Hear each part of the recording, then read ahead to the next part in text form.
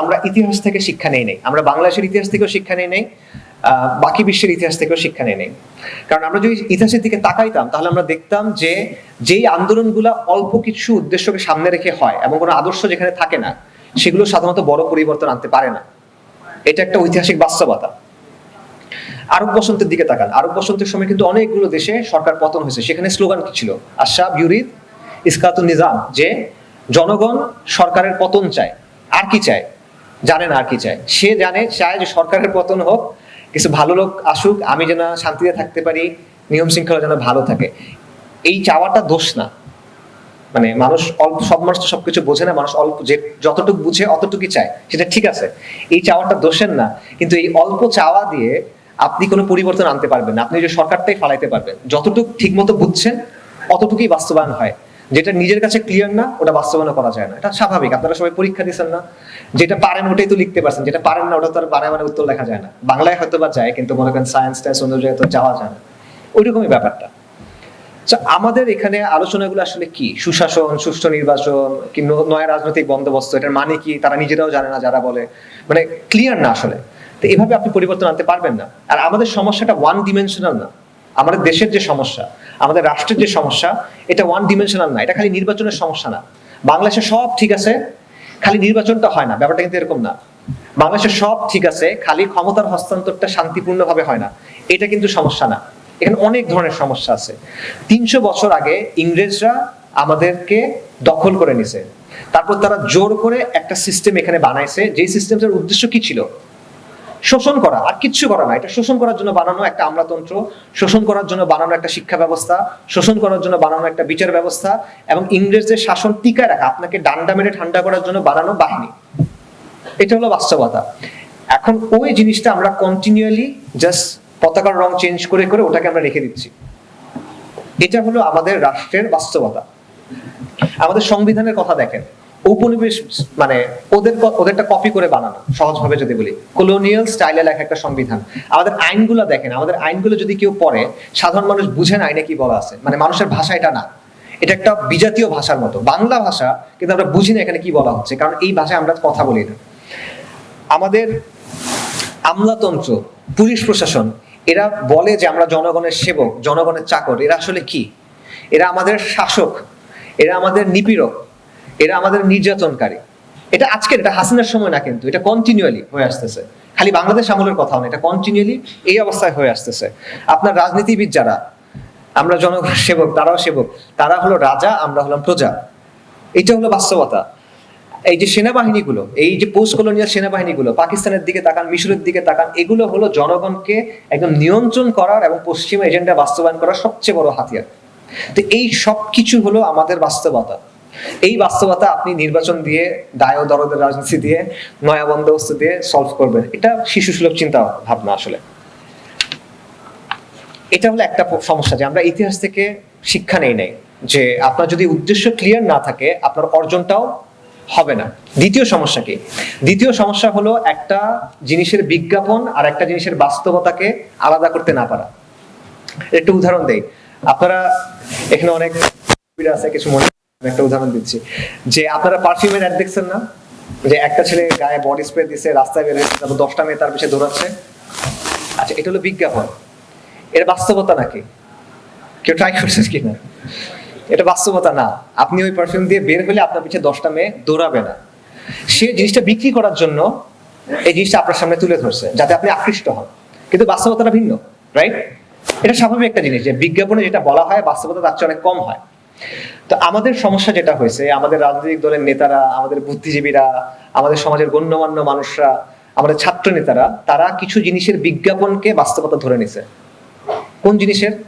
Democracy, liberalism, liberal democracy, এই জিনিসগুলো একটা খুব সুন্দর বিজ্ঞাপন আছে। ওই যে পারফিউম দিলে 10টা মেয়ে দৌড়াবে, এরকম বিজ্ঞাপন, কিন্তু এর বাস্তবতা এরকম না। গণতন্ত্রের অর্থ পশ্চিমের জন্য একরকম, আপনার জন্য আরেক রকম। অধিকারের অর্থ ওদের জন্য একরকম, আপনার জন্য আরেক রকম। এবং এটা নতুন কিছু না। লিবারালিজমের জনক বলা হয় জন স্টুয়ার্ট মিলকে, অন্যতম জনক। তার একটা বিখ্যাত উক্তি আছে, সে বলতেছে, ডেসপটিজম is a legitimate mode of government in dealing with barbarians. বর্বরদের জন্য স্বৈরশাসন একটা বৈধ শাসন ব্যবস্থা। বর্বর কারা? যারা পশ্চিমা না, এরা বর্বর। অর্থাৎ পশ্চিমের জন্য স্বৈরশাসন ভালো না, কিন্তু আপনার জন্য স্বৈরশাসন ভালো। এটা কোন বইয়ের কথা? জন স্টুয়ার্ট মিলের সবচেয়ে বিখ্যাত বই অন লিবার্টি, স্বাধীনতা নিয়ে লেখা বই। সেখানে বলতেছে বর্বরদের জন্য স্বৈরশাসন একটা ভালো ব্যবস্থা হইতে পারে যদি এটা তাদের কল্যাণে কাজ করে। তো এটা আগেও তাদের চিন্তা ছিল, এটা এখনো তাদের চিন্তা, এবং এটা এখনো বাস্তবতা। এখন হয়তো একটু অন্যভাবে তারা এক্সপ্রেস করে। সো আমাদের মতো দেশে আপনি মনে করতেছেন যে হ্যাঁ, ফ্রেঞ্চ রেভলিউশন হয়েছে, তারা তো বিপ্লব করে রিপাবলিক কায়েম করছে, আমরা মনে হয় করতে পারবো, আমরা গণতন্ত্র করবো, লিবারালিজম করবো, এবং আমরা মুক্ত হয়ে যাব, বৈষম্য দূর হয়ে যাবে। ব্যাপারটা এভাবে কাজ করে না। আমাদের মতো বাংলাদেশের মতো গরিব পোস্ট কলোনিয়াল দেশের বাস্তবতা হইলো যে এই দেশটা চলবে বাইরের কিছু শক্তির ইশারায়। আপনার দেশের বাজেট, অর্থনৈতিক পলিসি, উন্নয়নের নীতিমালা, স্বাস্থ্য খাতের নীতিমালা, শিক্ষা খাতের নীতিমালা, এটা ঠিক করে বাইরে থেকে ওরা। আপনার IMF, ওয়ার্ল্ড ব্যাংক, ইউএসএইড, এই টাইপের সংস্থাগুলো। আপনার পররাষ্ট্র নীতি কি হবে, আপনার ন্যাশনাল সিকিউরিটির পলিসি কি হবে, সেটা এই আন্তর্জাতিক এবং আঞ্চলিক শক্তিগুলো ঠিক করে দেয়। আপনার দেশে আপনি করিডোর দিবেন কিনা, দিলে কোথায় দিবেন, আপনার দেশে সামরিক ঘাঁটি হবে কিনা, আপনার বন্দর কে পাবে, আপনার দেশে কোন আন্তর্জাতিক সংস্থার অফিস হবে, এগুলো আপনি ঠিক করেন না, এগুলো ওরা ঠিক করে দেয়, ওরা বাইরে থেকে ঠিক করে দেয়। এইসব সিদ্ধান্ত আসে হয় দূতাবাস থেকে, নইলে আন্তর্জাতিক সংস্থা থেকে, নইলে এই যে এনজিও বা লবির লোকজনদের কাছ থেকে। সো এখানে কে ক্ষমতায় আসতেছে এটা আসলে খুব একটা ইম্পর্টেন্ট না, কারণ পলিসিগুলো আগে থেকে ঠিক হওয়া থাকে। ইনফ্যাক্ট আমার ধারণা 2024 সালের 11ই অগস্টের মধ্যেই সম্ভবত সিদ্ধান্ত হয়ে গেছিল যে বাংলাদেশে জাতিসংঘের মানবাধিকার পরিষদের একটা অফিস হবে। এটা আমার ধারণা, আমি জানি না, বাট আমার ধারণা 24 সালের 10ই অগস্টের মধ্যেই সম্ভবত এই সিদ্ধান্ত হয়ে গেছিল। তো এই বিষয়গুলো আমরা আসলে মাথায় রাখি নাই, আমরা বিজ্ঞাপনকে বাস্তবতা মনে করছি। তো এই হলো আর কি জুলাইয়ের সাফল্য এবং ব্যর্থতার কথা। শেষ কথায় যাই, আমাদের সামনে কি অপেক্ষা করতেছে, আমাদের ভবিষ্যতে কি আছে। আমি ইনিশিয়ালি ইকোনমিক্সের ছাত্র, এবং ইকোনমিক্সে একটা কথা আছে, কথাটা হলো সেটেরিস পেরিবাস, যদি সব চলক অপরিবর্তিত থাকে, এটা হলো এটার অর্থ। এই কথাটা এখানে গুরুত্বপূর্ণ। আমার সামনে কি অপেক্ষা করতেছে? যদি সবকিছু অপরিবর্তিত থাকে, তাহলে আমাদের সামনে অপেক্ষা করতেছে মোর অফ দ্য সেম, যা আগে হয়েছে সেটাই, নতুন কোনো কিছু অপেক্ষা করতেছে না। সেই একই রাজনীতি, সেই বিদেশি শক্তির তাবেদারি, এবং দেশের স্বার্থের বদলে বিদেশি শক্তির স্বার্থকে প্রাধান্য দেওয়ার রাজনীতি। মাঝখান থেকে কি হবে? যারা ক্ষমতায় আসবে তারা সম্পদ বানায় নিবে। তাদের কাজ হলো একটা মধ্যস্বত্বভোগী টাইপের একটা দালাল ক্লাস, সহজ ভাষায়, সহজ বাংলা হলো একটা দালাল ক্লাসের মতো, যারা তাদেরকে কিছু জিনিসপত্র এনে দিবে, আপনাকে কিছু বুঝ দিয়ে রাখবে, মাঝখান থেকে সে নিজে সম্পদ বানায় নিবে। কারণ এরা ক্ষমতায় আসতেই চায় বিদেশি শক্তির পৃষ্ঠপোষকতা নিয়ে, বিদেশি শক্তির সুনজর নিয়ে, কখনো ইন্ডিয়া, কখনো আমেরিকা, কখনো অন্য কিছু, বাট বিদেশি শক্তি। সো এবং এদের বড় একটা অংশ দেশ নিয়ে চিন্তাই করে না। যদি কেউ চিন্তা করে, তারা উন্নতি মনে করে আনুগত্যকে, মানে উন্নতি হলো তাইওয়ানের মতো উন্নতি, মানে আমেরিকার একটা প্রক্সি স্টেট হয়ে উন্নতি, অথবা হংকং এর মতো উন্নতি, আরেকটা পাওয়ারের প্রক্সি স্টেট হয়ে উন্নতি, স্বাধীনভাবে উন্নতি, এটা তারা আসলে চিন্তাও করে না, চিন্তার মধ্যে এগুলো নাই। সো আমাদের জন্য এটাই যদি চলে, আমাদের জন্য অপেক্ষা করতেছে অসম্মান, জুলুম, অনাচার, জিল্লতি। মাত্রার পার্থক্য হবে, ডিগ্রির পার্থক্য হবে, আগে যা হয়েছে তার চেয়ে একটু কম হইতে পারে, কিন্তু একই জিনিস অপেক্ষা করতেছে। এবং এটার উদাহরণ আছে, 90 একটা গণঅভ্যুত্থান হয়েছিল 90-এর সময়। সেই গণঅভ্যুত্থানের পরেও এরকম সংস্কারের অনেক কথা হয়েছিল, মোটা মোটা সংস্কারের ব্যাপারে প্রস্তাবনা লেখা হয়েছিল, শত শত পৃষ্ঠার। সেটার রেজাল্ট কি? ওই 90-এর গণঅভ্যুত্থানের আনুমানিক 16-17 বছর পর আওয়ামী জাহেলিয়া 2.0 আমাদের উপর আসছে। সো এই যে অর্জনগুলো জুলাইয়ের, এটাও আসলে ধীরে ধীরে ফিকে হইতে থাকবে, এবং নতুন নতুন জুলুম আমাদের উপর আসতে থাকবে। এখন কেউ প্রশ্ন করতে পারেন যে এটা কেমন কথা, এটাই কি আমাদের নিয়তি কিনা, যে বারবার আমরা এভাবে উঠে দাঁড়াবো, তারপর আমরা পড়ে যাব, ব্যর্থ হব, সবসময় আমরা বাইরের কারো গোলামি করব, আমাদের কোনো নীতি থাকবে না, আমাদের কোনো সম্মান থাকবে না, আমরা খালি হাত পেতে পেতে মানুষের কাছে থাকবো, এটাই কি আমাদের নিয়তি কিনা? হ্যাঁ, যদি সব চলক অপরিবর্তিত থাকে, সেটেরিস পেরিবাস, এটাই আমাদের নিয়তি। ইনফ্যাক্ট আমাদের নিয়তি এর চেয়ে খারাপ হওয়ার কথা। কেন খারাপ হওয়ার কথা? কারণ আমাদের সামনে অনেকগুলো সংকট আছে, রাজনৈতিক সংকট আছে, আঞ্চলিক সংকট আছে, ভূ রাজনৈতিক সংকট আছে, অর্থনৈতিক সংকট আছে, সামাজিক সংকট আছে, ইমানি সংকট আছে। এবং এই সংকটগুলো যদি সমাধান করা না হয়, এগুলো একসময় অস্তিত্বের সংকটে পরিণত হবে। এবং এই সংকটগুলো সমাধান করার চেষ্টা কারোর মধ্যে নাই, যাদের হাতে ক্ষমতা আছে তাদের মধ্যে, বা যাদের হাতে ক্ষমতা যাবে বলে মনে করা হচ্ছে তাদের মধ্যে।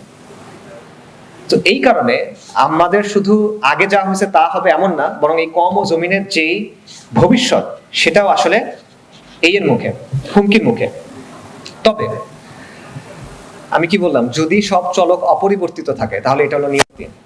কিন্তু যদি চলক পরিবর্তন করা যায়, যদি ফ্যাক্টরগুলো পরিবর্তন করা যায়, তাহলে পরিবর্তন সম্ভব, তাহলে চক্র ভাঙা সম্ভব। আমাদের অস্তিত্বের যে হুমকিগুলো আছে সেগুলো মোকাবেলা করা সম্ভব, আমাদের অভ্যন্তরীণ যে সংকট আছে সেটা অতিক্রম করা সম্ভব। এবং আমি মনে করি ইনশাআল্লাহ মাথা উঁচু করে একটা সভ্যতাগত প্রকল্প, একটা সিভিলাইজেশনাল প্রজেক্ট হিসেবে বিশ্বের বুকেও দাঁড়ানো সম্ভব। আমাদের নিজেদের মতো করে আমাদের নিজেদের গল্পটা লেখা সম্ভব। তবে আবারও বলতেছি, এটার জন্য আপনার বিদ্যমানতাকে বদলাতে হবে, চলকগুলো বদলাতে হবে। সবার আগে আমাদের নিজেদের পরিচয়টা ঠিক করতে হবে, যে আপনার পরিচয়ের ভিত্তিটা কি, আপনি কে আসলে, এটা আপনার ঠিক করতে হবে। আপনার ঠিক করতে হবে যে আপনার ফুরকান কি, আপনার মাপকাঠি কি, আপনার কম্পাস কি, গাইডিং কম্পাস কি, যেটা আপনাকে গন্তব্যে নিয়ে যাবে।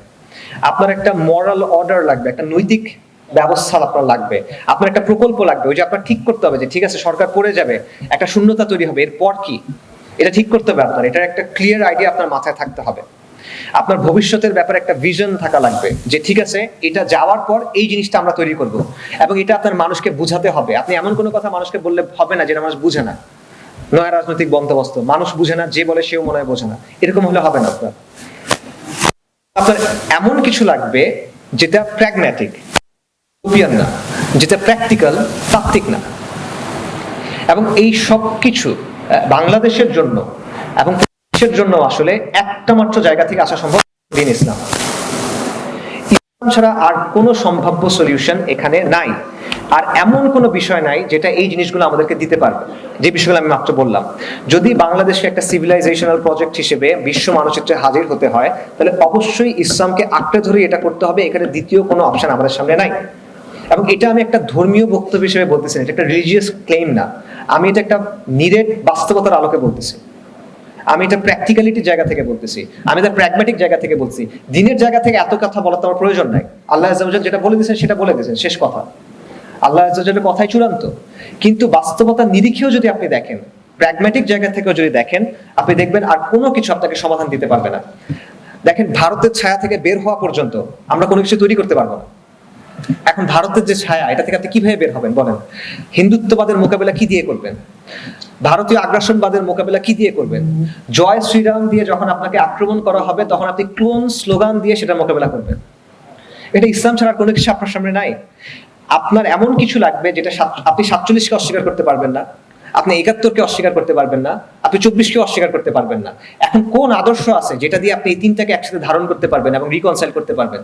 মুসলিম জাতীয়তাবাদ দিয়ে পারবেন না, কিন্তু সেটা অ্যাকাউন্ট করতে পারবে না, হয় না, এটা পসিবল হয় নাই। ইসলাম দিয়ে পারবেন, কারণ মুসলিম জাতীয়তাবাদ একটা সংকর জাতীয় জিনিস, রাইট? এটা পারবে না, ইসলাম পারবে। এটা ইসলাম প্রত্যেকটা জিনিসকে রিকনসাইল করতে পারবে, এখানে কোনো প্রবলেম নাই ইসলামের জায়গা থেকে, এখানে কোনো ইনকনসিস্টেন্সি থাকবে না। সামাজিক যে সংকট, সেকুলার হিউম্যানিজম যে সংকটগুলো তৈরি করছে, যেই সব পশ্চিমা সমাজ, পশ্চিমা পরিবার, পশ্চিমের মানুষ, পশ্চিমের প্রজন্ম আজকে ধ্বংস হয়ে গেছে, কেন? তাদের এই মতাদর্শের কারণেই তো, তাদের মূল্যবোধগুলোর কারণেই তো, তাদের লাইফস্টাইলের কারণেই তো। সেটা দিয়ে আপনি আপনার সমাজের সংকট কিভাবে থামাবেন? মানে বিষ দিয়ে তো চিকিৎসা হয় না। যেই জিনিসে অলরেডি একজন শেষ, নষ্ট হয়ে গেছে, একদম মারা যাচ্ছে সে, সেটা দিয়ে আপনি রোগের উপশম কিভাবে করবেন? এটা সম্ভব না।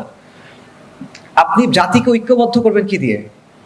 বাঙালি জাতীয়তাবাদ, বাংলাদেশিবাদ বা কিছু একটা, নয়া বন্দোবস্ত, লিবারেলিজম, এগুলো দিয়ে তো আপনি জাতিকে ঐক্যবদ্ধ করতে পারবেন না, এটা প্রমাণিত। এগুলো মানে কোনো তাত্ত্বিক কথা না, এগুলো তো বাস্তবতা। এগুলো দিয়ে আপনি বান্দার হক দিতে পারবেন না, এগুলো দিয়ে আপনি আদল এবং ইনসাফ নিশ্চিত করতে পারবেন না। এগুলো দিয়ে তো ভাই আপনি একটা বছর একটা গণঅভ্যুত্থানের অর্জনকে ধরে রাখতে পারেন নাই। এটা দিয়ে আপনি আমাকে সামনে কি দিবেন? এগুলো দিয়ে 50 বছর আপনি কি দিতে পারছেন? কিচ্ছু দিতে পারেন নাই। বারবার এটা প্রমাণিত হয়েছে। আর কত প্রমাণ আপনার কাছে লাগবে? একটা কথা বলা হয় যে insanity is doing the same thing over and over and expecting different results. যে উন্মাদনার সংজ্ঞা হলো একই জিনিস বারবার করা কিন্তু ভিন্ন ফলাফল আশা করা।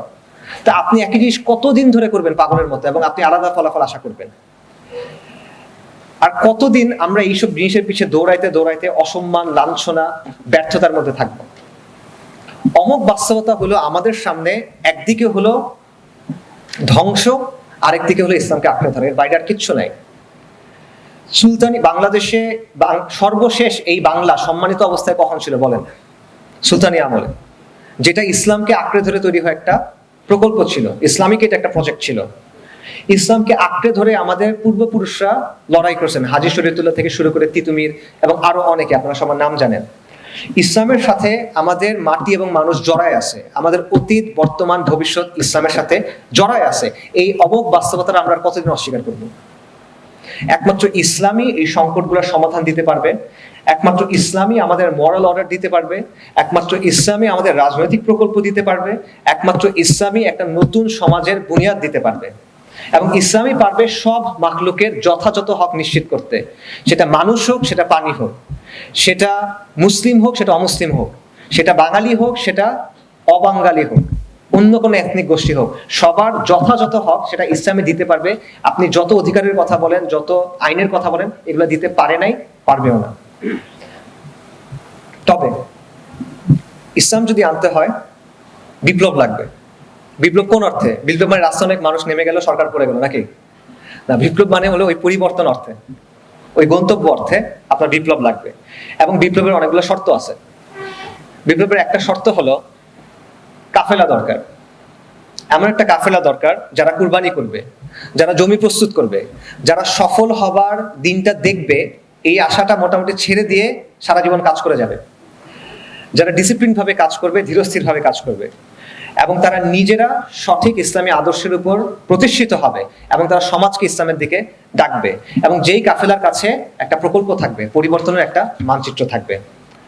বিপ্লব চাইলে গণশক্তি লাগবে, জনগণের শক্তিকে কাজে লাগাতে পারতে হবে, মানুষকে মোবিলাইজ করতে পারতে হবে। আর সেটার জন্য হক এবং বাতিলের ভিত্তিতে, আল্লাহর দেয়া নিজাম বনাম গায়রুল্লাহর নিজাম, এই পার্থক্যের ভিত্তিতে সমাজে মেরুকরণ আনতে হবে। গণমানুষের শক্তি তুচ্ছ কিছু না। এই জনগণের শক্তির কারণে এপিসি নাম ছিল, ট্যাঙ্ক নাম ছিল, হেলিকপ্টার নাম ছিল, তারপরে কিন্তু হাসিনা টিকতে পারে নাই। এই জিনিসটা তুচ্ছ কোনো শক্তি না। এত সার্ভেইলেন্স, এত ডিবি হারুন, এত এই সেই, এত কিছু, এত বাহিনী, তারপরে সে টিকতে পারে নাই কেন? এই শক্তির কারণেই তো। এটা আবেগের কথা না, বাস্তবতার কথা বলতেছি। গণমানুষের শক্তিকে যদি কাজে লাগানো যায়, তাহলে ট্রিমেন্ডাস সব জিনিসপত্র অ্যাচিভ করা যায়। আমি আপনাদের একটা এক্সাম্পল দিই হিস্ট্রি থেকে। ফ্রেঞ্চ রেভলিউশনের পর যারা বিপ্লবী ছিল, তারা সেনাবাহিনী ভেঙে দিছিল, আগের সেনাবাহিনী ভেঙে দিছে। তারপর তারা সাধারণ মানুষকে দিয়ে একটা সেনাবাহিনী তৈরি করছে। এই সেনাবাহিনী একই সাথে দেশের ভিতরে একটা গৃহযুদ্ধ চালাইছে একাধিক জায়গায়। দুইটা বাইরের রাষ্ট্র তাদের আক্রমণ করছে, তাদের বিরুদ্ধে যুদ্ধ করছে, এবং তারা আরো নতুন জায়গা দখল করে নিছে। একই সাথে সাইমালটেনিয়াসলি তারা এই চেষ্টা করছে।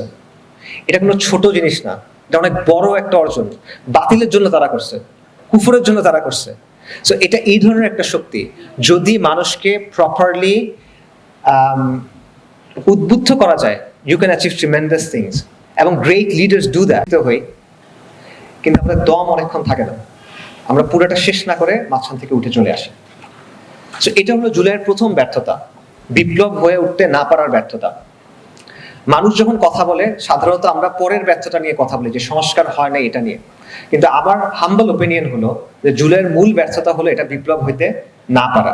কারণ সংস্কারের জন্য এত কষ্ট করতে হয় না, এত মানুষকে আহত হইতে হয় না, এতগুলো ফ্যামিলিকে মানে কুরবানি করতে হয় না, এতগুলো মানুষকে মরতে হয় না, আরো কমে আসলে সংস্কার করা যায়। এটা তো দামি জিনিস না, কিন্তু আপনি অনেক দাম দিচ্ছেন, কিন্তু জিনিস কিনে নিয়ে আসছেন খুব সস্তা। জুলাইয়ের ব্যাপারটা এরকম হয়ে গেছে।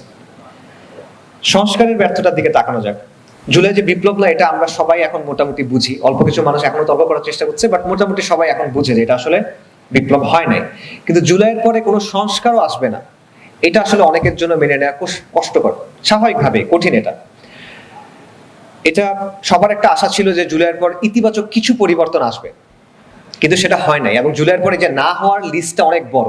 আমি কয়েকটা জিনিস আপনাদের বলি কি কি হয় নাই জুলাইয়ের পরে।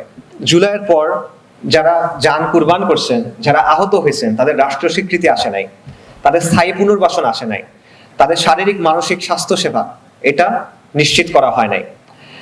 আগেকার যেসব চুক্তি ছিল ভারতের সাথে বা অন্য কারোর সাথে, যেগুলো দেশ বিরোধী, মানুষের স্বার্থ বিরোধী, সেগুলো বাতিল করা হয় নাই, সেগুলো সংশোধন করা হয় নাই, নতুন করে এরকম চুক্তি করা হচ্ছে।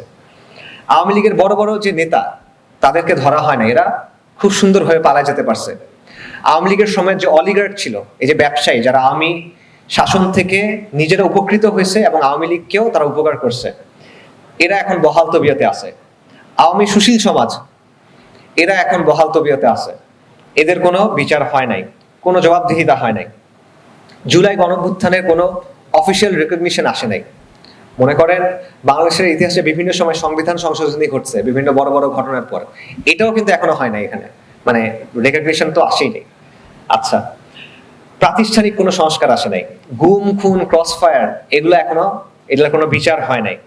গুম কমিশনের যারা সদস্য তারা নাম ধরে ধরে বলতেছে যে ডিজিএফআই, র্যাব, সিটিটিসি, এসবি এবং আরো কিছু প্রতিষ্ঠান এরা সিস্টেম্যাটিক্যালি দেশের নাগরিকদের গুম করত, নির্যাতন করত, খুন করত, রাইট? একদম মানে তারা গুম কমিশন যেটাকে সরকার বানাইছে সেখানকার লোক এই কথাগুলো বলতেছে, কিন্তু এগুলো এখনো পর্যন্ত কোনো প্রাতিষ্ঠানিক স্বীকৃতি আসে নাই। কোনো প্রতিষ্ঠান, কোনো একটা এজেন্সি বলে নাই যে হ্যাঁ আমরা এই কাজটা করছিলাম, রাষ্ট্রের সেবা করার দায়িত্ব ছিল আমাদের, আমরা রাষ্ট্রের নাগরিকদের সাথে এই কাজটা করছি, এই জন্য আমরা দুঃখিত, আমরা ক্ষমা প্রার্থী। কেউ বলে নাই, শ্বেতপত্র প্রকাশ করা হয় নাই। যারা ভিকটিম তাদেরকেও এখনো পর্যন্ত কোনো রেকগনিশন হয় নাই। র্যাবের মতো একটা বাহিনী, এটা এখনো বিলুপ্ত হয় নাই এবং হবে বলেও আর মনে হয় না। এটা হলো জুলাইয়ের পর কি হয় নাই সেটার তালিকা। জুলাইয়ের পর কি হয়েছে? দুর্নীতি হয়েছে ব্যাপক, স্বজনপ্রীতি হয়েছে ব্যাপক, বিভিন্ন সিদ্ধান্ত চাপায় দেওয়া হয়েছে, দেশ বিরোধী চুক্তি হয়েছে, মেমোরেন্ডাম হয়েছে, বিদেশি সংস্থার অফিস খোলা হয়েছে, জুলাইয়ের চেতনাকে ভেঙে খাওয়া এটা 100 হচ্ছে, চাঁদাবাজি হয়েছে, ছিনতাই হচ্ছে, গোয়েন্দা বাহিনীর মাধ্যমে আমাদের মতো মানুষদের হয়রানি করা হচ্ছে, এটা বাকি অন্যদের সাথে পরে হবে আর কি, জঙ্গিবাদের নাটক হচ্ছে। 1 বছরের মাথায় এই হলো জুলাইয়ের অবস্থা, এই হলো সংস্কার না হওয়ার অবস্থা। এই যে বললাম যে সংস্কার হয় নাই, এটা একটা ছোট্ট স্ন্যাপশট, আরো অনেক লম্বা লিস্ট দেওয়া যাবে। তো কেন সংস্কার হয় নাই এটার একটা ইনস্ট্রুমেন্টাল ব্যাখ্যা দেওয়া যায়, মানে কার্যকারণটা ব্যাখ্যা করা যায়। সেটা কি? দেখেন জুলাই কি হয়েছে, আপনি রাষ্ট্রের যেটা কেন্দ্র ছিল ঢাকা শহর, সেই কেন্দ্র থেকে ক্ষমতা দখল করে ফেলছেন, সরকার পড়ে গেছে, তারপর যারা আন্দোলন করতেছিল তারাই ক্ষমতাটা পেয়ে গেছে, রাইট? এখন আপনি যখন হঠাৎ করে শাসন ক্ষমতা হাতে পেয়ে যান, আপনার কি করতে হবে? সরকার পতনের পর একটা প্রশাসনিক শূন্যতা তৈরি হয়, এই শূন্যতাটা কিন্তু পূরণ করতে হবে, খুব দ্রুত পূরণ করতে হবে, তা না হলে কি হবে? অরাজকতা তৈরি হবে। এখন পূরণ করার উপায় দুইটা, ইদার আপনি নতুন বিকল্প কোনো কাঠামো নিয়ে আসবেন, অথবা পুরনো যে কাঠামো আছে সেটার মাধ্যমে আপনি শাসন চালাবেন। কথা বুঝছেন? সরকারের পতন হয়ে গেছে, দেশে কোনো সরকার নাই, এখন আপনার আবার প্রশাসন ফেরত আনতে হবে। এখন আপনি ঈদের বিকল্প একটা কাঠামো নিয়ে আসবেন, অথবা পুরনো প্রশাসনের কাছে ফেরত যাবেন। আমাদের ক্ষেত্রে কি হয়েছে? আমরা পুরনো প্রশাসনের কাছে ফেরত গেছি। কিরকম পুরনো প্রশাসন? আপনি হাসিনা রাষ্ট্রপতিকে রেখে দিয়েছেন, এরকম পুরনো প্রশাসন, রাইট? সো আপনি বেসিক্যালি ওই সিস্টেমটার উপর নির্ভর করছেন যেটার বিরুদ্ধে আপনি আন্দোলন করছিলেন, যেই সিস্টেমটাকে আপনি উৎখাত করতে চাচ্ছিলেন, ঠিক আছে? এবং শুধু তাই না, গণ অভ্যুত্থানে ক্রুশাল ভূমিকা যারা রাখছে, বিভিন্ন রাজনৈতিক দল তারা ক্রুশাল ভূমিকা রাখছে, এটা তো বাস্তব। একইভাবে ছাত্র নেতা যারা, তারা ক্রুশাল ভূমিকা মানে গুরুত্বপূর্ণ ভূমিকা রাখছে, এটা তো বাস্তব। কিন্তু অভ্যুত্থানের পর কি হয়েছে? তাদের মধ্যে বিভেদ তৈরি হয়েছে এবং তাদের মধ্যে প্রতিযোগিতা তৈরি হয়েছে। কিসের প্রতিযোগিতা? মধু খাওয়ার প্রতিযোগিতা, মানে কে কতটা খাইতে পারে এটার একটা প্রতিযোগিতা। আমি আমার নিজের লোক কতটুকু ঢুকাতে পারি এটার প্রতিযোগিতা। আমি কতগুলো সুপারিশ করতে পারি এটার প্রতিযোগিতা। আমি কতটা লবিং করতে পারি এটার প্রতিযোগিতা। সেটা করতে গিয়ে আপনি কি করছেন? আগেকার যে প্রতিষ্ঠানগুলো ছিল, আগেকার যে মানুষগুলো ছিল, আগেকার যে চরিত্র ছিল রাষ্ট্রের, যেটা আপনাকে 15 বছর ধরে বা আরো বেশি সময় ধরে জুলুম নির্যাতন করে যাচ্ছে, সেটাকে আপনি আরো শক্তিশালী করছেন। তো আপনি সংস্কার কিভাবে আশা করেন? সংস্কার আনতে না পারার আরো কিছু কারণ আছে। আপনি উপদেষ্টা পরিষদটা দেখেন, অনেকে এটাকে আদর করে এনজিও উপদেষ্টা পরিষদ বলে মনে হয়, মানে মন্ত্রিসভা এটা ভর্তি হলো এনজিওর লোক দিয়ে। এই উপদেষ্টা পরিষদের দুইটা বৈশিষ্ট্য আছে, ইন্টারেস্টিং বৈশিষ্ট্য। এক, এটা ভর্তি এনজিওর লোক দিয়ে। দুই, এটার সাথে 1/11 সময় যে উপদেষ্টা পরিষদ, এটা কোনো মৌলিক পার্থক্য নেই। দুটোই গুরুত্বপূর্ণ পয়েন্ট। এনজিওদের আনুগত্য কাদের প্রতি হয় বলেন? কোন এনজিওর আনুগত্য কোন নির্দিষ্ট দেশের প্রতি হয় না, কোন ধর্মের প্রতি হয় না, কোন আদর্শের প্রতি হয় না, কোন জনগোষ্ঠীর প্রতি হয় না। তাদের আনুগত্য হয় গ্লোবালিস্টদের প্রতি, তাদের আনুগত্য হয় পশ্চিমের প্রতি। সহজ ভাষায় তাদের যে ইমান আকিদা, তাদের যে তেহজিব, যদি কিছু থাকে, তাদের ইমান আকিদা তেহজিব তেমজিব কি আপনার সাথে মিলে নাকি? মিলে না। সে কি আপনার স্বার্থের জন্য কাজ করে নাকি? করে না। সে সারা জীবন বাইরের এজেন্ডা নিয়ে কাজ করে গেছে। চিন্তাগতভাবে, দর্শনগতভাবে, আর্থিকভাবে, প্রাতিষ্ঠানিকভাবে এরা তো ওদের সাথে যুক্ত, আপনার সাথে যুক্ত না। সো তারা যদি একটা দেশের ক্ষমতায় আসে, তারা কাদের পারপাস সার্ভ করবে? অবশ্যই তারা পশ্চিমের পারপাস সার্ভ করবে, আপনার পারপাস সার্ভ করবে না। সো এটা হলো একটা সমস্যা। 2 নম্বর দেখেন 111 যে উপদেষ্টা পরিষদ, সেটার সাথে এটার মৌলিক পার্থক্য কি বলে? আমি একটা পার্থক্য পাই, সেটা হলো এখানে ছাত্র উপদেষ্টা আছে, আমি আর কোনো মৌলিক পার্থক্য দেখি না। একই ধরনের লোক, ইনফ্যাক্ট একই লোকই আছে, একজন লোক আছে যিনি 111 ছিল, এখন এখানেও আছে উপদেষ্টা পরিষদে। তো 111 সরকারটা কি খুব ভালো সরকার ছিল? এই সরকার কি করছে? এটাই তো -2 যে ফর্মুলা, এটাই তো এটা নিয়ে আসছিল। এরাই তো আওয়ামী জাহিলিয়াত কায়েম করে দিয়ে গেছে নাকি? 111 সরকারই তো শেখ হাসিনার কাছে ক্ষমতা দিয়ে গেছে, শেখ হাসিনা ক্ষমতা পার 1-2 মাসের মধ্যে পিলখানার ঘটনা ঘটছে। তো ওই হলো আপনার মন্ত্রিসভার অবস্থা। তা আপনি এখান থেকে কি সংস্কার আশা করবেন? আপনি প্রধান বানাইছেন এমন লোককে, এই পুরো সরকারের প্রধান বানানো হয়েছে এমন এক লোককে যেটা হলো গ্লোবালিস্টদের চোখের মণি, কুইন্টেসেনশিয়াল এনজিও লবির লোক। 15 বছরে যার কোনো ভূমিকা নাই, এই যে জুলুম অত্যাচার হয়েছে মানুষের পক্ষে, কমের পক্ষে, জমিনের পক্ষে, তার কোনো ভূমিকা নাই। এই কথাগুলো অনেকে বলে না, সবাই খারাপ, কিন্তু যে হাসিনার সময় ছিল না, সবাই খারাপ কিন্তু আম্মু ভালো। তো এখন ওইরকম একটা ব্যাপার আছে আর কি। তো বাস্তবতা কি দেখেন, আপনি এমন একজন মানুষকে এসে বসাইছেন যার মানে সে কুইন্টেসেনশিয়ালি এনজিও লবির লোক। কেন? কারণ বিকল্প নাই। আবারও সেম লজিক, হাসিনার বিকল্প ছিল না, এখানেও কোনো বিকল্প নাই। কারণ আপনার মধ্যে ওই কনফিডেন্সটা নাই যে আপনি যে গণঅভ্যুত্থান করে হাসিনাকে সরাইতে পারছেন, কিন্তু আপনি দেশ চালাইতে পারবেন না। এই কনফিডেন্সটা আমাদের মধ্যে ছিল না, বা দেশের মানুষের মধ্যে ছিল না। আচ্ছা, সংস্কার কমিশন, আপনি সংস্কারের জন্য কিছু কমিশন বানাইছেন। এই কমিশনে কারা আছে? এই কমিশনে আছে হলো ওই লোকরা, ওই সেকুলার প্রগতিশীল জমিদার ক্লাসের লোকরা, যারা গত 50 বছর ধরে আমাদের দেশের ইতিহাসের বয়ান ঠিক করছে, আমাদের দেশের সমাজের বয়ান ঠিক করছে, সংস্কৃতির বয়ান ঠিক করছে, রাজনীতির বয়ান ঠিক করছে। এরাই তো, এদেরকেই আপনি সংস্কার কমিশনে নিয়ে আসছেন। এবং এই গোষ্ঠীটা স্পেকটাকুলারলি ব্যর্থ। এরা আগাগোড়া ব্যর্থ একটা গোষ্ঠী।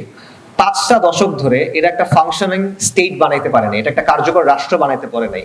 50 বছরের বেশি সময় ধরে তারা একটা ফাংশনিং সোসাইটি তৈরি করতে পারে নাই। 24-এর পরেও পারে নাই, পারবেও না, কারণ এদের দ্বারা এটা হবে না। ওই যে বলে না যে সবাইকে দিয়ে এই করা যায় না, মানে আপনি গরু দিয়ে তো ঘোড়ার কাজ করাইতে পারবেন না, ছাগল দিয়ে তো ঘোড়ার কাজ করাইতে পারবেন না। সো ওই জিনিসটা আর কি হচ্ছে।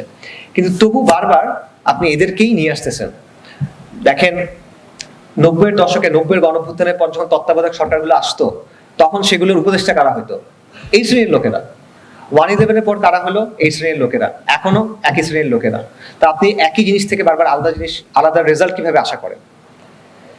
আরো অনেকগুলো কারণ এখানে আছে। ফর এক্সাম্পল, আমাদের দেশে অনেক কথা এখন হয় যে মুজিববাদ উৎখাত করতে হবে, মুজিববাদ দমন করতে হবে, কিন্তু আপনি আওয়ামী লীগের বিরুদ্ধে কিছু কথা হয়তো বা বলতেছেন, কিন্তু যেই সাংস্কৃতিক গোষ্ঠী বা যেই সুশীল সমাজ বা যেই বুদ্ধিভিত্তিক ভিত্তিটা ক্রমাগত আওয়ামী জাহিলিয়াতের বৈধতা দিয়ে গেছে, এবং যেটা বারবার আওয়ামী লীগের বয়ানটাকে ফেরত নিয়ে আসে, সেটার বিরুদ্ধে আপনি কিছু করেন নাই। বরং আপনি কি করছেন? এই যে জুলাইয়ের বয়ান গিয়ে আপনি দিয়ে আসছেন কারণ বাজারে, রাইট? সো তাতে আবারও আপনি এখানে সংস্কারটা কিভাবে করবেন? আরেকটা বিষয় হলো যে দেখেন, রাষ্ট্রের ধর্ম হলো সে বদলাইতে চায় না, রাষ্ট্রের যে প্রতিষ্ঠানগুলো আছে এগুলো বদলাতে চায় না। এখন রাষ্ট্রকে বদলাতে হয় কিভাবে? চাপ দিয়ে। জনগণ রাষ্ট্রকে চাপ দিবে কিভাবে? জনগণের সংখ্যাকে কাজে লাগায়, তাই তো? কিন্তু এই জিনিসটাকেও জুলাইয়ের পরে ডিলেজিটিমাইজ করা হয়েছে, কি বলে? মব বলে। যেই শক্তিটার কারণে আপনার জুলাই হয়েছে, যেটার কারণে মানুষ আইন ভেঙে রাস্তায় নেমে আসছে পরিবর্তনের জন্য, এটাই তো, এটার কারণে তো জুলাই হয়েছে। কিন্তু ওই জিনিসটা যখন একবার আপনি ক্ষমতায় চলে গেছেন, তখন আপনি ওটাকে মব বলা শুরু করছেন, যার ফলে কি হয়েছে? আপনার পায়ের তলায় এখন আর মাটি নেই, আপনি এখন আর কোনো পরিবর্তন করতে পারবেন না। কারণ রাষ্ট্রের যে প্রতিষ্ঠানগুলো সেগুলো অনেক শক্তিশালী, সেগুলোর সামনে আপনি গিয়ে কথা বলে লাভ নাই। আপনার একটা সমান শক্তি দাঁড় করাইতে হবে, সেই শক্তিটা আপনি পাবেন জনগণের কাছ থেকে, কিন্তু ওটাকে আপনি ডিলেজিটিমাইজ করছেন মব বলে। সাথে জুলাইয়ের ব্যর্থতার একটা বড় কারণ হলো দুর্নীতি, ব্যাপক দুর্নীতি। এপিএস এর দুর্নীতি, বাপের দুর্নীতি, ভাইয়ের দুর্নীতি, প্রতিদিন নতুন নতুন দুর্নীতির খবর। দুর্নীতি এমনিতেই খারাপ, কিন্তু এখানে একটা অন্য ব্যাপার ঘটছে, সেটা হলো মানুষের মধ্যে একটা মানে মানুষের মনটা ভেঙে গেছে। আমার কাছে যেটা মনে হয়েছে যে মানুষ যাদের উপর ভরসা করছে যে এ খারাপ ও খারাপ এ খারাপ, কোনো কিছু দিয়ে হচ্ছে না, আচ্ছা শেষ পর্যন্ত একটা আন্দোলনের মধ্যে দিয়ে সরকার পতন হলো, হাসিনা গেল, তো যারা এটা করছে তাদের প্রতি একটা আশা ছিল সবার যে ঠিক আছে ওরা ভালো কিছু একটা করবে। যখন দেখলে এরাও মানে ওই যে খাওয়ার পার্টি খেয়ে যাইতেছে, তখন এটা মানুষের মধ্যে মনোবলটা মানে মনটা ভেঙে যায় বেসিক্যালি।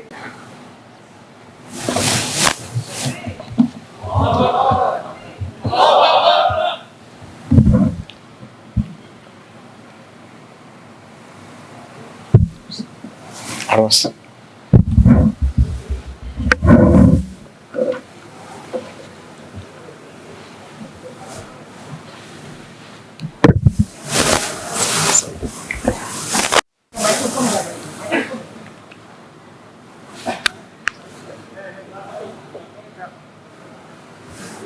এইখানে তো লাগানো যায় হ্যাঁ না না না এটা এইখানে লাগা বাঁকা করে দিন না, সোজা করে দিতে হবে। এইখানে লাগালে চলবে। আচ্ছা আমি লাগাচ্ছি, ঠিক আছে। বিসমিল্লাহ ওয়াসসালাতু ওয়াসসালামু আলা রাসূলিল্লাহ ওয়া আলা আলিহি ওয়া সাহবিহি ওয়া সাল্লামা তাসলিমান কাসীরা, আম্মা বা'দ। রাব্বি ইশরাহ লি সাদরি ওয়া ইয়াসসির লি আমরি ওয়াহলুল উকদাতাম মিন লিসানি ইয়াফকাহু কাওলি। সবাই খুব টায়ার্ড মনে হচ্ছে, আমি নিজে খুব টায়ার্ড। আপনাদের সবাইকে শুকরিয়া, আপনারা এতক্ষণ অপেক্ষা করেছিলেন। আজকে আপনারা অনেক কথা শুনছেন, আমাদের চাইতে আরো গুরুত্বপূর্ণ অনেক কথা চলে আসছে। আসলে মনে করেন আমরা অনেক ব্যাখ্যা বিশ্লেষণ বা এই ধরনের কথাটা বলতে পারি, বা একদম কষ্টের থেকে যে কথাগুলো আসে সেগুলোর ওজনটা অন্যরকম হয়। তো এই কথাবার্তা আপনারা অলরেডি শুনে ফেলছেন। তা আমার কথা হয়তো বা কিছুটা পুনরাবৃত্তি হবে। আর আমি নানা ব্যস্ততার কারণে আসলে একেবারে প্রিপারেশন নিতে পারি নাই, আমি দেখে দেখে পড়ে যাবো আর কি। এই জন্য আগে ক্ষমা চাচ্ছি আপনাদের কাছে। আবার আলোচনা ওই বিষয়টা নিয়ে, যেটা নিয়ে আজকে সবাই কথা বললেন, যে জুলাইয়ের সাফল্য এবং ব্যর্থতা, এটা নিয়েই কথা। তবে মূল আলোচনায় যাওয়ার আগে আমি একটা গল্প দিয়ে শুরু করি। ইংরেজিতে একটা প্রবাদ বাক্য আছে, ক্রসিং দ্য রুবিকন।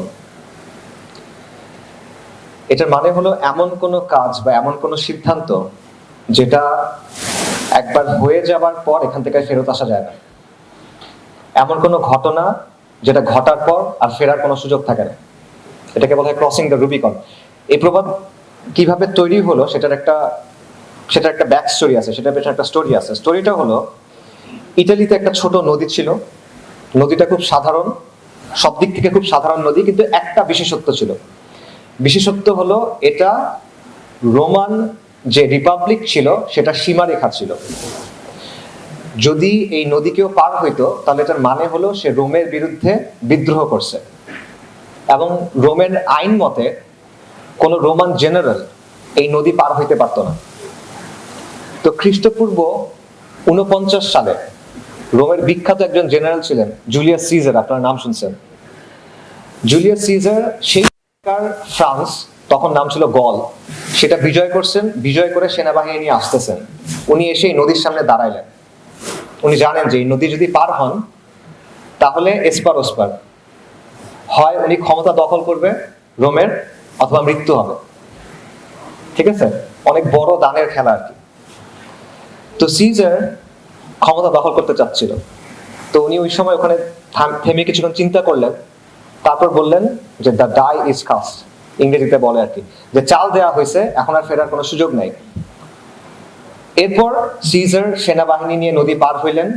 তারপর একটা ইতিহাস, তিনি রোমের ক্ষমতা দখল করলেন এবং রোমের যে রিপাবলিক ছিল সেটার পতন হলো, রোমান সাম্রাজ্য শুরু হলো, রোমান এম্পায়ার যেটা, সেটা শুরু হলো। আমরা যে পড়ি আর রোম হোলি বাতর রোম, এই যে রোমান সাম্রাজ্য। আচ্ছা, তো সেই থেকে এই যে নদী পার হয়ে যাওয়া, এটা থেকে প্রবাদ বাক্যটা আসছে, ক্রসিং দ্য রুবিকন, কারণ ওই নদীর নাম ছিল রুবি। ঠিক আছে, সেটার মানে হলো এমন কোনো সিদ্ধান্ত, এমন কোনো ঘটনা, এমন কোনো কাজ যেটা যদি একবার হয়ে যায় এটা থেকে আর ফেরত আসার কোনো সুযোগ থাকে না, অনিবার্য একটা ব্যাপার। এই কথাগুলো কেন বললাম, কারণ জুলাই 2024 আমাদের জাতির জন্য, এই মাটির জন্য, এই কম এবং জমিনের জন্য এই ধরনের একটা event. On July 2024 we crossed the Rubicon. আমরা একটা লাইন পার করে আসছি, আমরা একটা সীমারেখা পার করে আসছি, যেটা থেকে আর ফেরার কোনো সুযোগ নাই। ওই সময়টা যখন বিশেষ করে কারফিউ দেওয়ার আগে অনেকের সাথে কথা হচ্ছিল, অনেক আলাপ হচ্ছিল, সেখানে বারবার একটা কথা আমি বলতেছিলাম, সেটা হলো যে we have crossed the line. কিছু একটা ঘটে গেছে, এটা কত 17-18 তারিখের কথা, যে এমন কিছু একটা ঘটে গেছে, আমরা তো বুঝতেছি না, কিন্তু এটার আগের মতো হবে না। কারণ অনেকের মধ্যে অনেক প্রশ্ন ছিল না, যে এই যে আন্দোলন হচ্ছে, আগেও তো আন্দোলন হয়েছে, কোটা আন্দোলন হয়েছে, সড়ক আন্দোলন হয়েছে, মোদী বিরোধী আন্দোলন হয়েছে, কোনো লাভ তো হয় নাই।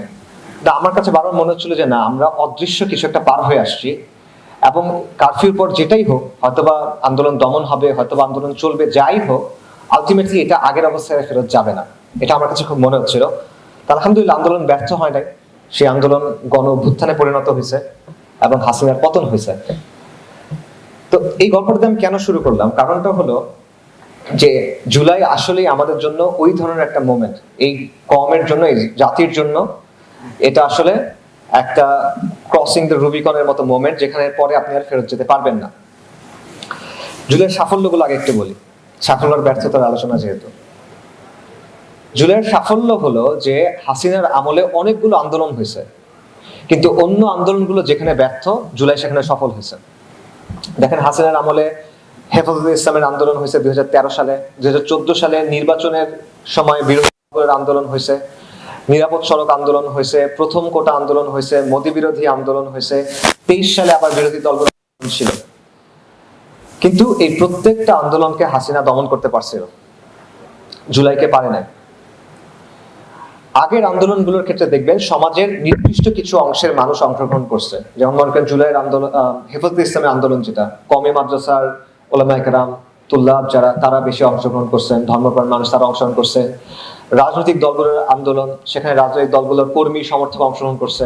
নিরাপদ সড়ক আন্দোলন, সেখানে মনে করেন স্কুল, কলেজ, ইউনিভার্সিটি এরা বেশি করছে। এরকম এক একটাতে অল্প কিছু গোষ্ঠী অংশগ্রহণ করছে। জুলাই এই জায়গাতেও ডিফারেন্ট। জুলাই দেখেন সবাই একসাথে আন্দোলন করছে, এবং এটা একটা নজিরবিহীন ঐক্য ছিল। অন্তত আমি আমার লাইফে দেখি নাই যে এই ধরনের একটা আন্দোলনে সবাই একসাথে আসছে, আমি এখনো পর্যন্ত এটা দেখি নাই। এবং বাংলাদেশের একজন বিখ্যাত বামপন্থী ইতিহাসবিদ আছেন, তাত্ত্বিক আছেন, বদরুদ্দীন ওমর, উনি সম্ভবত 2 তারিখই বা 3 তারিখ সম্ভবত বলছিল যে 1952 সালের পর এরকম আর কোনো গণঅভ্যুত্থান এখানে হয় নাই, মানে 52 সাল থেকে পর না, 52 সাল থেকে 2024 পর্যন্ত এটা সবচেয়ে বড় ব্যাপক গণঅভ্যুত্থান। সো এগুলো জুলাইয়ের সাফল্য, যে সাফল্যগুলো আসলে অস্বীকার করার কোনো সুযোগ নাই, এড়ায় যাওয়ারও কোনো সুযোগ নাই। তবে হ্যাঁ, এখানে একটা বিষয় বলে রাখা জরুরি যে আগের যে আন্দোলনগুলো ছিল এগুলোর একটা ভূমিকা আছে। এই আন্দোলনগুলোর কারণেই জুলাই সম্ভব হয়েছে। আগের আন্দোলনগুলোতে যে দমন পীড়ন হয়েছে, যাদের উপর দমন পীড়ন হয়েছে, সবার মধ্যে একটা জেদ ছিল না, সবার একটা কষ্ট ছিল না, এরা সবাই জুলাই তখন আবার নামছে। সো 15 বছরের লড়াই সংগ্রাম, এই আন্দোলনের যে প্রেক্ষাপট, এইটার কারণেই জুলাইটা সম্ভব হয়েছে। এটাও একটা বাস্তবতা। তো এই কারণে এটা যেমন সত্য যে অন্য আন্দোলনগুলো যেখানে ব্যর্থ সেখানে জুলাই সফল, একইভাবে এটাও সত্য যে জুলাই হলো এই অন্য আন্দোলনগুলোর এক ধরনের ফসল। এটা জুলাইয়ের একটা সাফল্য। জুলাইয়ের আরেকটা সাফল্যের কথা বলি, সেটা হলো জুলাইয়ের ফলে বাংলাদেশের ইতিহাসের যে গতিপথ, এটা চেঞ্জ হয়ে গেছে। জুলাইয়ের ফলে আওয়ামী জাহিলিয়াতের পতন ঘটছে। আওয়ামী জাহিলিয়াতের উৎখাত হয় নাই, উৎখাত মানে একটা জিনিস মূল সহ উঠে ফেলা, এটা হয় নাই, কিন্তু পতন ঘটছে। হাসিনা বাংলাদেশ ভারতের একটা করদ রাজ্যে পরিণত হয়েছিল, সেই জায়গা থেকে আমরা কিছুটা ফেরত আসতে পারছি। এবং 71-এর একটা আওয়ামী বয়ান, একটা ভারতীয় বয়ানের নিচে আমাদেরকে চাপা দেওয়া হয়েছিল, সেই চাপা পড়া অবস্থা থেকেও আমরা কিছুটা বের হয়ে আসতে পারছি। সো জুলাই গণঅভ্যুত্থান একটা হিস্টোরিক্যাল ইভেন্ট, এবং আমি মনে করি যে জুলাই গণঅভ্যুত্থান হলো ভারতীয় আধিপত্যবাদের বিরুদ্ধে মুসলিম বঙ্গের প্রতিরোধ। জুলাই হলো ভারতীয় আধিপত্যবাদের বিরুদ্ধে মুসলিম বঙ্গের একটা গণঅভ্যুত্থান। তবে জুলাইয়ের সমস্যা যেখানে শুরু, সেটা হলো যে জুলাই অসম্পূর্ণ, এটার কাজটা শেষ হয় নাই। এবং জুলাই নিয়ে যত সমস্যা আছে, যতগুলো ব্যর্থতা নিয়ে আমরা আলোচনা করি, যতগুলো হতাশা নিয়ে আমরা আলোচনা করি, যতগুলো দুঃখ নিয়ে আমরা আলোচনা করলাম সারাদিন হলো, এই সবগুলোর কারণ হলো এটাই যে জুলাই আসলে অসম্পূর্ণ। দেখেন, লড়াই কখনো মাঝপথে শেষ করা যায় না, খেলার মাঠ থেকে হঠাৎ করে উঠে আসা যায় না, খেলা শেষ করে আসতে হয়। মনে করেন আপনি একটা সেতু বানাচ্ছেন, একটা ব্রিজ বানাচ্ছেন, এই ব্রিজটা আপনার শেষ করতে হবে। তো আপনি একটা ব্রিজ অর্ধেক বানাইছেন, এটা দিয়ে আপনি কই যাবেন? কোথাও না, ব্রিজ টু নোওয়্যার, এটা দিয়ে আপনি কোথাও যেতে পারবেন না। সো যে কোনো গুরুত্বপূর্ণ কাজ পুরোপুরি শেষ করতে হয়, অর্ধেক করে রেখে দেওয়া যায় না। মনে করেন কারো শরীরে টিউমার আছে, আপনি টিউমার কেটে ফেলবেন, পুরোটা ফেলতে হবে, কিন্তু শেকড় সহ। আপনি অর্ধেক ফেলছেন, অর্ধেক রেখে দিয়েছেন, এটা অর্থ কি? এটা অসুখটা আবার ফেরত আসবে। তো এই জিনিসটা জুলাইয়ের ক্ষেত্রে হয়েছে, যে জুলাইয়ের কাজটা অর্ধেক রেখে আমরা চলে আসছি, যার কারণে এই সমস্যাগুলা হচ্ছে। সো জুলাইয়ের যে ব্যর্থতা, এটা এই কারণে, অসম্পূর্ণতার কারণে। এবং মোটা দাগে এই ব্যর্থতাটাকে 2 ভাগে ভাগ করা যায়, আমি 2 ভাগে ভাগ করি আর কি। একটা হলো জুলাইয়ের বিপ্লব হতে না পারার ব্যর্থতা, যে সবাই জুলাই বিপ্লব বলে, এটা আসলে জুলাইয়ের ব্যর্থতা, জুলাই বিপ্লব হইতে পারে নাই, এটা একটা বড় ব্যর্থতা। আরেকটা যে ব্যর্থতা, সেটা হলো সংস্কারের ক্ষেত্রে ব্যর্থতা। যে জুলাইয়ের পরে কিছু পরিবর্তন আসার কথা ছিল, কিছু সংস্কারের কথা ছিল, সেগুলো হয় নাই। এই দুটোই আসলে মোটা দাগে ব্যর্থতা। আমরা একটা একটা করে একটু কথা বলি। প্রথম ব্যর্থতা, জুলাই বিপ্লব না, এটা একটা গণ অভ্যুত্থান। জুলাইয়ের বিপ্লব হওয়ার সুযোগ ছিল, সে হতে পারে না, এটা একটা গণ অভ্যুত্থান। এই কথাটা আমি অনেক আগে বলছিলাম, 8-9 তারিখ বলছিলাম গত বছরে। তো ওই সময় অনেকের কাছে এটা পছন্দ হয় নাই, অনেকে নানা ধরনের যুক্তি দেওয়ার চেষ্টা করছিল যে না এটা আসলে গণ অভ্যুত্থান, সরি বিপ্লব, বাট না, এটা আসলে বিপ্লব হয় নাই, এটা গণ অভ্যুত্থান হয়েছে। কিন্তু এই যে আপনি যে জিনিসটা বিপ্লব না, এটাকে বিপ্লব মনে করছেন, এটার ফলে একটা প্রবলেম হয়েছে। কি প্রবলেম হয়েছে? যে আপনার একটা আত্মতৃপ্তি কাজ করছে, বিপ্লব তো হয়ে গেছে, যা করার দরকার ছিল এটা তো হয়ে গেছে। তখন আপনি কি করছেন? আপনি আর কাজ করেন নাই, যে কাজগুলো করা জরুরি ছিল সেই কাজগুলো তখন আর করা হয় নাই। তো যেই ঐতিহাসিক সুযোগটা আমাদের সামনে আসছিল, সেই সুযোগটা কাজে লাগানো সম্ভব হয় নাই। বাংলায় একটা প্রবাদ আছে যে সময়ের 1 ফোর, অসময়ের 10 ফোর। তো ওই সময় কিন্তু চলে গেছে। যে জিনিসপত্রগুলো করা সম্ভব ছিল, এখন আর কিন্তু এটা করা সম্ভব না। সো এই যে আপনি জুলাইকে বিপ্লব মনে করছিলেন বা মানুষ মনে করছিল, এটা একটা বড় সমস্যা হলো এটা যে সঠিক সময়ে সঠিক কাজগুলো করা যায় নাই। তো এই যে কনফিউশনটা, এটা যে আসলে বিপ্লব না কিন্তু আমরা বিপ্লব বলতেছি, এটা কেন হইলো?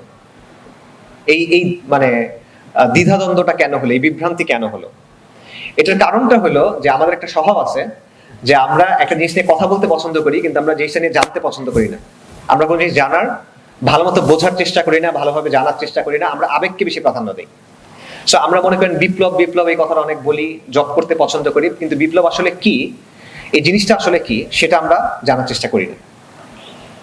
দেখেন বিপ্লব কি, আমি খুব সহজে আপনাদেরকে বলি। বিপ্লব হলো সিম্পলি দুটা জিনিস, ঠিক আছে? দুটা জিনিস। একটা হলো বিপ্লব একটা ফেনোমেনা, একটা ঘটনা। বিপ্লব একটা ইভেন্ট, একটা নির্দিষ্ট ধরনের ঘটনা। আর 2 নাম্বার হলো বিপ্লব হলো একটা নির্দিষ্ট ধরনের পরিবর্তন। বিপ্লব একটা নির্দিষ্ট ধরনের ইভেন্ট, ফেনোমেনন, এবং বিপ্লব একটা নির্দিষ্ট ধরনের পরিবর্তন। বিপ্লব নিয়ে অনেক একাডেমিক লেখালেখি আছে, মোটা মোটা বই আছে শুধুমাত্র বিপ্লব নিয়ে। বিপ্লব কেন হয়, কিভাবে হয়, কি কি পদ্ধতিতে হয়, বিপ্লবের পর কি কি হয়, মাঝখানে কি কি হয়, মোটা মোটা বই আছে, অনেক বই আছে। সেগুলোর আলোকে যদি আমি সংজ্ঞা দেই, তাহলে বিপ্লবের দুটো ধরন আছে। একটা হলো রাজনৈতিক বিপ্লব, একটা হলো সোশ্যাল রেভলিউশন, সামাজিক বিপ্লব বা সমাজ বিপ্লব। রাজনৈতিক বিপ্লব হলো যখন একটা রাষ্ট্রের কাঠামো এবং শাসন ব্যবস্থা বদলায় যায়, এটা হলো রাজনৈতিক বিপ্লব। সমাজ বিপ্লব কি? সমাজ বিপ্লব হলো রাষ্ট্রের কাঠামো বদলাবে, শাসন ব্যবস্থা বদলাবে, সমাজের মূল বুনিয়াদ বদলায় যাবে, সমাজের মানুষের যে মূল্যবোধ, জীবনবোধ, জীবনের ব্যাপারে যে দৃষ্টিভঙ্গি, এটাও বদলায় যাবে। সো আমরা সাধারণত মনে করি যে সমাজ বিপ্লব হলো নিচে, রাজনৈতিক বিপ্লব হলো উঁচুতে। বাট আপনি যদি একাডেমিক আলোচনায় যান, তাহলে দেখবেন রাজনৈতিক বিপ্লবের চেয়ে সমাজ বিপ্লবের মাত্রা অনেক বেশি। আমি এটাকে সহজ এক্সাম্পল দিয়ে বলি। আগে আমি একবার চেয়ারের এক্সাম্পল দিয়েছিলাম, এবার আমি বাড়ির এক্সাম্পল দিই। মনে করেন একটা বাড়ি আছে, এই বাড়ির চাবিটা বদল হয়েছে। আগে ওনার কাছে চাবি ছিল, এখন আরেকজনের কাছে চাবি, মালিকানা বদল। এটা হলো ক্ষমতা পরিবর্তন। এই বাড়ির রং বদলায় ফেলছেন, টাইলস বদলায় ফেলছেন, প্লাম্বিং চেঞ্জ করছেন, রেনোভেশন করছেন, এটা হলো সংস্কার। আপনি বাড়িটা ভেঙে নতুন একটা বাড়ি তৈরি করছেন, এটা হলো রাজনৈতিক বিপ্লব। আপনি বাড়ি ভাঙছেন, ফাউন্ডেশন চেঞ্জ করে ফেলছেন, জমির নিচে যেটা আছে ওটাও বদলায় ফেলছেন, তারপর নতুন ফাউন্ডেশনে নতুন কাঠামোতে একটা জিনিস তৈরি করছেন, এটা হলো সমাজ বিপ্লব। জুলাই কি হয়েছে? জাস্ট ক্ষমতা পরিবর্তন হয়েছে, সংস্কারটাও প্রপারলি হয় নাই। কিন্তু এটাকে আমরা বিপ্লব বলে প্রচার করে আসছি, যেটা একটা উইশফুল থিঙ্কিং এবং ডেঞ্জারাস ডিলিউশন। আরেকটা ব্যাপার বলি, এখানেও আমাদের অনেকের ভুল ধারণা থাকে। অনেকে মনে করে বিপ্লব হলো একটা পদ্ধতি, আমরা যেটা বলি মানহাজ। অনেকে মনে করে বিপ্লব হলো একটা মানহাজ। না, এটা কোনো পদ্ধতি না। অনেকে মনে করে যে অনেক মানুষ রাস্তায় নেমে আসবে, রাস্তায় নেমে আন্দোলন করবে, সরকার পড়ে যাবে, এটা মানে হলো বিপ্লব। এটা বিপ্লব না, এটা গণ আন্দোলন, এটা গণ অভ্যুত্থান বলতে পারেন আপনি, কিন্তু এটা বিপ্লব না। বিপ্লব হইল একটা, আমি আরেকটা এক্সাম্পল দিই। মনে করেন সফরের কথা। সফরে 3টা জিনিস থাকে, মুসাফির থাকে, একটা গন্তব্য থাকে, আর একটা বাহন থাকে, রাইট? এখন বিপ্লবটা হলো গন্তব্য, ফাইনালি যে জায়গায় আপনি যেতে চাচ্ছেন, যে ধরনের পরিবর্তন আপনি আনতে চাচ্ছেন, এটা হলো বিপ্লব। আপনার বাহনটা হলো আন্দোলনের কোনো একটা নির্দিষ্ট পদ্ধতি, সেটা গণঅভ্যুত্থান হতে পারে। আর মুসাফিরকে জনগণ বা জাতি। তো জাতি ওই গন্তব্যে পৌঁছাতে চাচ্ছে একটা নির্দিষ্ট বাহনের মধ্য দিয়ে। এখন সেই বাহন এক এক সময় এক এক রকম হতে পারে। তো ট্রেন কি করে? ট্রেন দেখেন, চিন্তা করেন, ট্রেন কিন্তু এক একটা স্টেশনে থামে। ঢাকা থেকে চিটাগং আপনি যাবেন, এই ট্রেন কিন্তু অনেকগুলো স্টেশনে থামতে থামতে ফাইনালি গিয়ে চিটাগং এ যায়, রাইট? সো আমাদের যে আন্দোলনের মানে বাহনটা, সেটার অবস্থা কি হয়েছে? এটা প্রথম স্টেশনে থেমে গেছে, যেটা হলো ক্ষমতা পরিবর্তন, সরকার পতন। এটা একদম প্রথম স্টেশন। এটা আপনি আরেকটু পার হন, তারপর হয়তো আসবে রাষ্ট্রের সংস্কারের স্টেশন। আরেকটু যদি যান, তখন আপনি আসবে সাংবিধানিক পুনর্গঠন বা ওই যে নয়া রিপাবলিক কায়েম করা। আপনারা এই কথা নিশ্চয়ই শুনছেন। এবং ফাইনালি একদম লাস্টে গিয়ে যেই গন্তব্য, যে স্টেশন, সেটা হলো বিপ্লবের স্টেশন, যখন আপনি আইনি কাঠামো, সমাজ কাঠামো, শাসন কাঠামো সবকিছু বদলায় ফেলতে পারছেন। তো জুলাইয়ের ক্ষেত্রে যেটা হয়েছে, এই যে বাহন যেটা, এটা প্রথম স্টেশনে থেমে গেছে, শেষ, আর আগায় নাই।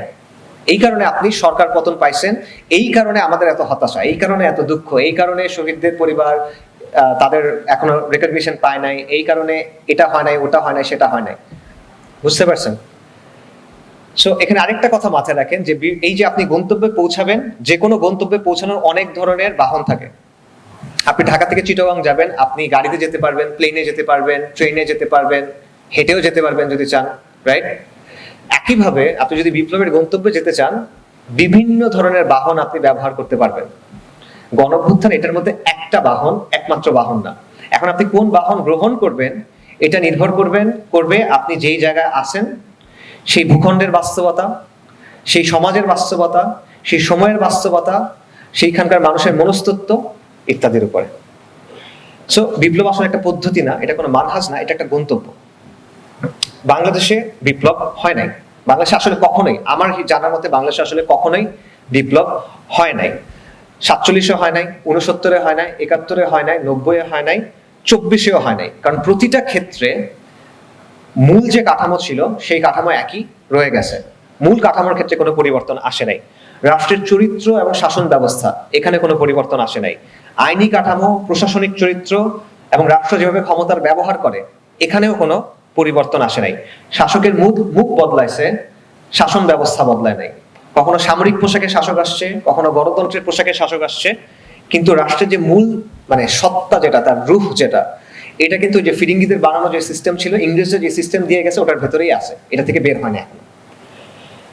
আমরা পরিবর্তনের চেষ্টা করছি, এই অঞ্চলের মানুষ বারবার পরিবর্তনের চেষ্টা করছে, বারবার উঠে দাঁড়াইছে, বারবার কুরবানি করছে, কষ্ট করছে, অনেক কষ্ট করছে, কিন্তু পরিবর্তনটা আসলে আসে নাই। এখানে আমাদেরও একটা দোষ আছে, যেই দোষটা জুলাইয়ের ক্ষেত্রে আমি বললাম, আমরা মাঝপথে চলে গেছি। এটা সম্ভবত আমাদের জাতির সমস্যা, আমি জানি না, যে আমরা খুব দ্রুত উত্তেজিত। যারা মহান নেতা হয় না, জাতির ভাগ্য পরিবর্তন করার নেতা, তারা এই কাজটা করতে পারে, তারা জনগণকে ওইভাবে উদ্বুদ্ধ করতে পারে। আমাদের দুঃখের বিষয়টা হলো, আনফরচুনেটলি আমাদের ওই গ্রেট লিডারগুলা নাই। সো বিপ্লবের জন্য উপযুক্ত নেতৃত্ব আমাদের প্রয়োজন, এমন নেতৃত্ব যাদের সঠিক আকীদা আছে, সঠিক মানহাজ আছে, সঠিক ফিকির আছে, এবং যারা ফিকহুল ওয়াকি বোঝেন, দুনিয়ার বাস্তবতা তারা বোঝেন, যারা প্রতারক না, কিন্তু কোনো প্রতারণাকারী তাদের সাথে প্রতারণা করতে পারে না, এমন নেতা। যারা রাজদরবারে গিয়ে গুরুত্বপূর্ণ হইতে চায় না, এমন নেতা। যারা কুফরের শক্তি কিংবা কুফরের প্রতিষ্ঠানের সাথে সম্পর্ক রাখাকে কৃতিত্বের বিষয় মনে করে না, এমন নেতা। যারা ভিশনারি হবেন, যারা সাহসী হবেন, যারা হাঁটু গেড়ে জীবিত থাকার চেয়ে মাথা উঁচু করে সোজা দাঁড়ায় মৃত্যুর মুখোমুখি হওয়াটাকে বেছে নেবেন, এমন নেতা। যারা বিদেশি শক্তির তাবেদারির মাধ্যমে ক্ষমতায় আসতে চাইবেন না, যারা এক আল্লাহর গোলামি করবেন, এমন নেতা।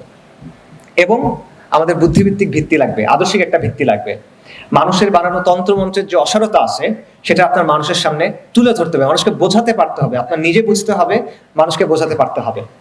আর সব কিছুর চেয়ে বেশি লাগবে কুরবানি, সময়ের কুরবানি, অর্থের কুরবানি, জানের কুরবানি, মজার কুরবানি। আমাদের অনেক কিছু করতে ভাল লাগে না, অনেক কিছু করতে মজা লাগে, এগুলো কুরবানি করতে হবে, তা না হলে হবে না। কমফোর্ট জোনের ভেতর থেকে এই জিনিস জীবনেও আসবে না। বাস্তবতা হলো যে বাংলাদেশের মতো দেশে নির্দিষ্ট সময় পর পর নানা কারণে, সামাজিক কারণে, রাজনৈতিক কারণে, নানা কারণে আপনি বৈপ্লবিক পরিস্থিতি এসে উপস্থিত হয়। নির্দিষ্ট সময় মানে 2-3 বছর পর পর না, 1-2 দশক পর পর হয়তোবা, কিন্তু এটা এসে উপস্থিত হয়। কিন্তু পরিস্থিতি আপনার সামনে এসে উপস্থিত হলো, প্রেক্ষাপট আপনার সামনে এসে উপস্থিত হলো, কিন্তু আপনার প্রস্তুতি নাই, তাহলে লাভ আছে? নাই। তাহলে আপনি বারবার এরকম করবেন, সর্বোচ্চ একটা গণঅভ্যুত্থান করবেন, তারপরে এসে 1 বছর পরে সাফল্য এবং ব্যর্থতা নিয়ে একটা সেমিনার করবেন।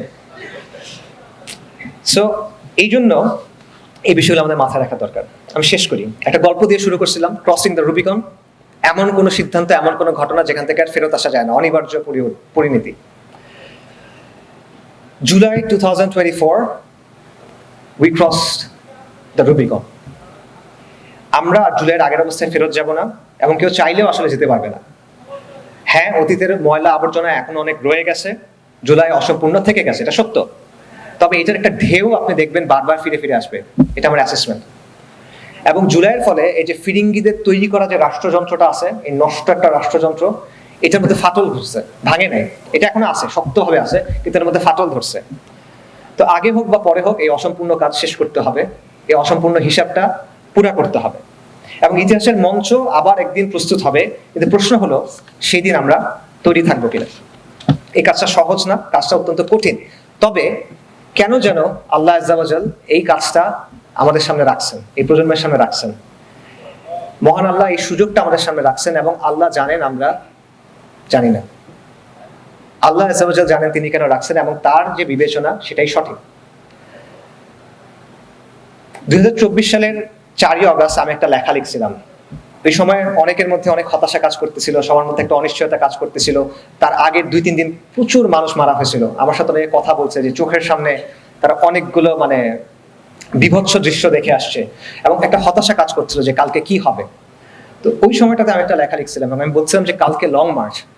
এখন এই লং মার্চের সময় যদি ফোন বন্ধ করে দেয়, ফোন নেটওয়ার্ক, তাহলে কি হবে? যদি ইন্টারনেট বন্ধ করে দেয় তাহলে কি হবে? যদি সমন্বয়কদের গুম করে তাহলে কি হবে? যদি আর্মি গুলি করে তাহলে কি হবে? কিছু হবে না। আপনার কাজ হলো এগুলা নিয়ে চিন্তা না করে রাস্তায় নামা। আপনার কাজ হলো রাস্তায় নামা, হাঁটা দেওয়া। যদি রাস্তায় নামেন, নিশ্চিত থাকেন ইতিহাসের সাথে দেখা হয়ে যাবে। তো এই লেখাটা বেশ ছড়াই পড়ছিল, এটা অনেকগুলো ফেসবুক পেজে, ফেসবুক গ্রুপে, টেলিগ্রাম চ্যানেলে, অনেক হোয়াটসঅ্যাপ গ্রুপেও শেয়ার হয়েছিল, এবং আমার সাথে পরে অনেকে দেখা হয়েছে, তারা আমাকে বলছে যে এই লেখাটা তাদেরকে একটা লেভেলে এনকারেজ করছে 5 তারিখ নামার জন্য।